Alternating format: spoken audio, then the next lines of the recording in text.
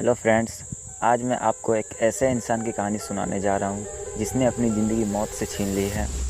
इनका नाम है हेल एलरोड। इन्होंने अपनी इच्छा शक्ति से नामुमकिन को भी मुमकिन करके दिखाया है।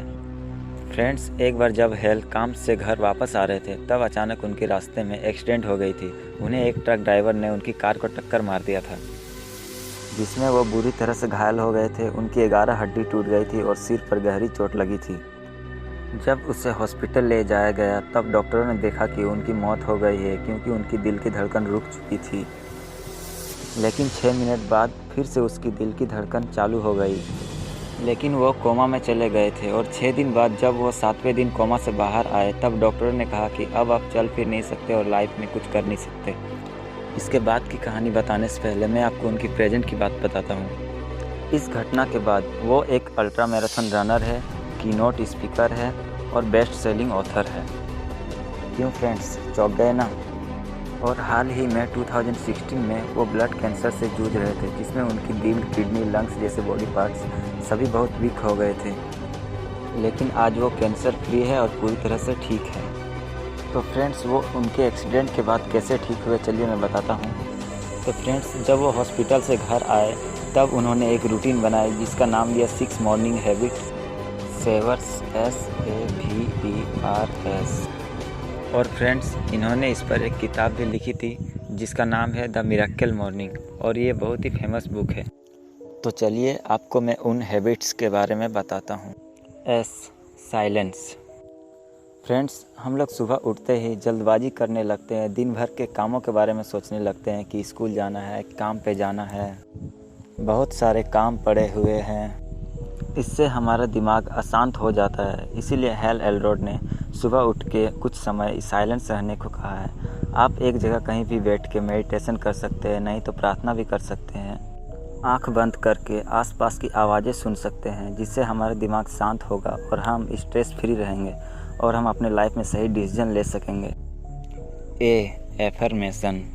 कुछ समय अपने आप से पॉजिटिव बातें करना हमारे लिए बहुत ही फ़ायदेमंद होता है।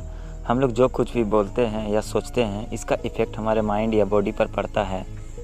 आप जो कुछ भी बनना या पाना चाहते हैं, सुबह उठ के उसे बार बार दोहराएं या कहें, जैसे कि मैं बहुत स्ट्रांग हूँ, मैं बहुत रिच हूँ, मैं बेस्ट प्लेयर हूँ, मैं टॉपर हूँ, etc। भी विजुअलाइजेशन एफर्मेशन का सेकेंड स्टेप कह सकते हैं। अगर आप कहते हैं कि I am the best player of the world, तो आपको ये अपने माइंड में इमेजिन करना होगा कि कैसे आप एक बेस्ट प्लेयर हैं और कैसे आप एक बेस्ट प्लेयर बन सकते हैं। हम लोग जो कुछ भी बोलते हैं, सोचते हैं या करते हैं, उसी तरह हमारा माइंड रिएक्ट करता है और हमारे लिए उसी तरह के रास्ते खोजते हैं। इसके बाद आता है एक्सरसाइज। फ्रेंड्स, जैसे कि आप जानते हैं, एक्सरसाइज हमारे लिए बहुत ज़रूरी है। ये हमारे माइंड, बॉडी को स्ट्रॉन्ग बनाता है और ब्लड सर्कुलेशन सही रखता है और हमारे इम्यूनी सिस्टम को बेहतर बनाता है, जिससे हमारा रोग प्रतिरोधक क्षमता बढ़ता है। और एक्सरसाइज हमारे कॉन्फिडेंस को भी बढ़ाती है। एक्सरसाइज में running, swimming, cycling, yoga, pushups कुछ भी कर सकते हैं। इसके बाद है रीडिंग। फ्रेंड्स, बुक रीडिंग एक बहुत ही अच्छी हैबिट है। बुक्स हमारे माइंड को क्रिएटिव बनाता है, क्योंकि हम जो भी पढ़ते हैं उसका एक इमेज बनता रहता है दिमाग में और नई नई चीज़ों का नॉलेज बढ़ता रहता है। बुक्स में आप कोई मोटिवेशनल बुक्स पढ़ें या कोई धार्मिक बुक पढ़ें। और लास्ट है स्क्राइबिंग या राइटिंग। हमारे दिमाग में जो भी थॉट्स चल रहे हैं उसे डायरी में लिखें। अभी तक आपने क्या क्या अचीव किया है और क्या अचीव करना बाकी रह गया है, आपसे क्या मिस्टेक हुआ है, उसमें क्या क्या सुधार करना है, और जो नए कमिटमेंट्स किए हैं उन्हें डायरी में लिखें। ये सब रूटीन फॉलो करने के लिए आपको सुबह जल्दी उठना पड़ेगा, क्योंकि हेल एलरोड के बुक्स के अनुसार ये सब आपको सुबह 8 बजे से पहले करना होगा। फ्रेंड्स, अगर ये वीडियो आपको पसंद आया तो लाइक, सब्सक्राइब और शेयर करें, ताकि मैं ऐसे ही सक्सेसफुल लोगों के ऊपर वीडियो बना सकूं।